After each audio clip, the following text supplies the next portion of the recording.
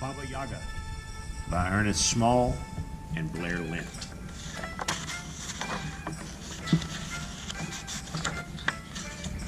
Deep in the darkest part of the forest, frail blackberry bushes and pale violets grew in patches of sunlight. But Marusha could not find what she was looking for. The little girl's mother had sent her to the village to buy turnips, but Marusha had lost the money on her way. She had wandered into the forest to search for turnips that might grow wild. Suddenly, the ground began to tremble. Rabbits scurried under bushes and birds flew to the sky to hide in the clouds. Marusha put her ear to the ground. She heard a fearful, thumping sound. Marusha remembered what her mother had said. Never enter the forest on the far side of the village, for that is the forest of Baba Yaga. Whenever the terrible-tempered old woman is restless, Marusha's mother had warned, her hut roams through the woods on chicken legs so that Baba Yaga may search for bad Russian children to cook in a stew.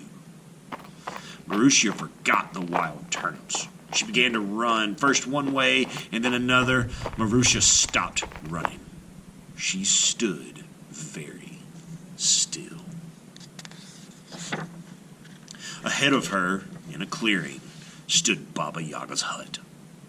The hut was surrounded by a fence of bones and skulls. Marusha hid behind a tree. She could hear noises inside the hut, as though someone were opening and shutting doors and rattling jars. The hut became silent. Baba Yaga leaned out of the door. Her wild hair waved about her face. Her nose, that looked like a rain spout, quivered and sniffed at the clearing. She clawed at the air with her long, bony fingers, gnashed her iron teeth, and snarled. I think I smell a bad Russian child. Then Baba Yaga disappeared into her dark hut. Marusha was too frightened to move, and she felt strangely tired. She leaned against the trunk of the tree and fell asleep. When Marusha awoke, she was sitting in a large pan, surrounded by potatoes and onions. A lean cat was lying beside the stove, dreaming of fish heads and rats. And Baba Yaga was bent over a table. She was pulling petals from flowers and making neat piles of stems and leaves. Her elbows flapped beneath her cloak like vultures' wings. Baba Yaga whirled from the table, and her cat screeched into the air. The old woman shook salt and pepper into the pan. Pardon me, Baba Yaga, but I am a good Russian girl, said Marusha in a very uncertain tone. She was thinking of her family without turnips for their supper. A good Russian girl? Baba Yaga shuddered as though Marusha were a toadstool. I can't eat a good Russian girl for my dinner. The old woman pulled Marusha out of the pan. But I can make you cook my dinner, and sweep the hut, and clean the clearing. So Marusha swept and cleaned the rest of the day. Then she cooked Baba Yaga's dinner. She lit a fire under the samovar to heat water for Baba Yaga's tea. The old woman ate a meal large enough for 10 men. Her stomach rumbled.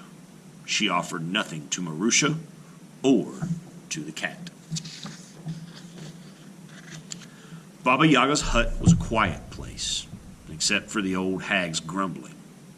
Her cat never purred, and birds never chirped or dared to fly near her hut. So Marusha was startled when she heard a noise outside. In the last light of day, Marusha saw a horseman, dressed all in black, ride a black horse past the hut. He vanished into the gloom of night. Marusha looked to see if Baba Yaga had noticed the horseman, but Baba Yaga had climbed up onto the stove. The old woman yawned and shifted from one warm place to another until she was settled and snoring. Her cat licked the supper dishes until they were clean. Then he fell asleep. Marusha fell asleep. too tired to be hungry. Marusha was awakened by another mysterious horseman. He was dressed all in white and rode a white horse from out of the forest. He galloped across the clearing and up into the sky. It was a new day. Baba Yaga was not in the hut, but the cat was coiled by the door. Suddenly, the rising sun disappeared behind swirling black clouds. The sky rumbled with thunder. The thunder cracked with lightning. Tree boughs snapped, blew across the clearing, and scratched against the hut. Baba Yaga swooped out of the storm, riding in a mortar. She was steering the mortar with a pestle and sweeping away her traces with a birch twig broom. Baba Yaga jumped to the clearing, and the mortar and pestle vanished into the air. Baba Yaga's cape smelled of smoke and sailed wildly about her. Toads, black beetles, and mice darted from under her feet. Bats and owls flew from her hair. Baba Yaga tickled one of the chicken legs underneath her hut and chanted, Izbushka, lower your door to me." The chicken legs of the hut, called Izbushka, bent to the ground, and Baba Yaga climbed inside. Baba Yaga emptied a bag of leaves and flowers onto the table, and she turned to Marusha and hissed, "You say nothing." "I don't dare," said Marusha timidly. "But I would like to ask." "Ask," interrupted Baba Yaga. "But remember, every question that you ask will make me 1 year older." "I only wish to ask," whispered Marusha, "about what I have seen. Last evening a horseman dressed all in black rode a black horse through the clearing. Who was he?" "He was my moonless knight," answered Baba Yaga.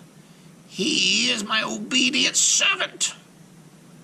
"Early this morning I was awakened by another horseman, dressed in white.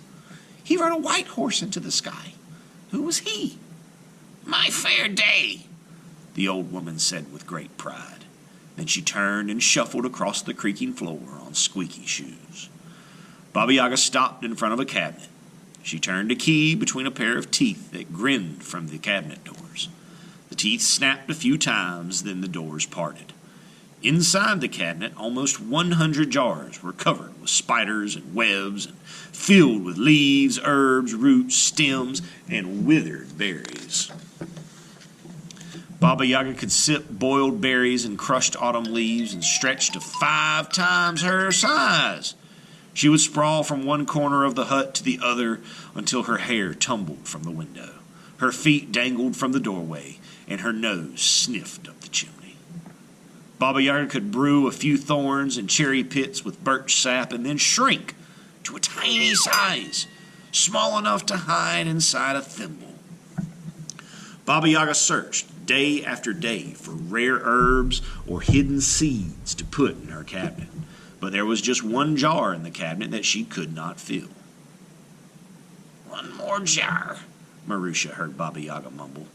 "It waits for the petals of the sunflower that is black. If I can find the black sunflower, I will be able to live 200 years. I will be able to cure any spell." She turned to Marusha. "You're too quiet, little girl." "I have only another question to ask," whispered Marusha. "One more question is all you may have, or I will grow too old. Choose it wisely." Baba Yaga locked her cabinet. The teeth clamped shut. "Baba Yaga, I wonder if I might have some turnips." "Turnips? Would I have sausage and cabbage and plump fruit pies?" "I was sent to the village to buy turnips," continued Marusha, "but I lost the money my mother gave me, and—" "Then you are a bad Russian girl." Baba Yaga put Marusha back in the pan, and she jumped out of the hut to gather mushrooms and parsley for the stew. Baba Yaga kicked a rooster out of her parsley patch and picked some parsley. She found a hedgehog sitting on top of a big mushroom, eating a mushroom. The hedgehog looked up at Baba Yaga and said, Please, babushka, don't kick me, for I have suffered enough. Baba Yaga thought the hedgehog might make a nice goulash. That should ease his suffering, she said to herself, and she put the hedgehog into the pan with Marusha. She sprinkled them both with parsley and mushrooms. How do you do? Said the hedgehog to Marusha. Wherever did you learn to speak so well? Said Marusha. The hedgehog told Marusha his story.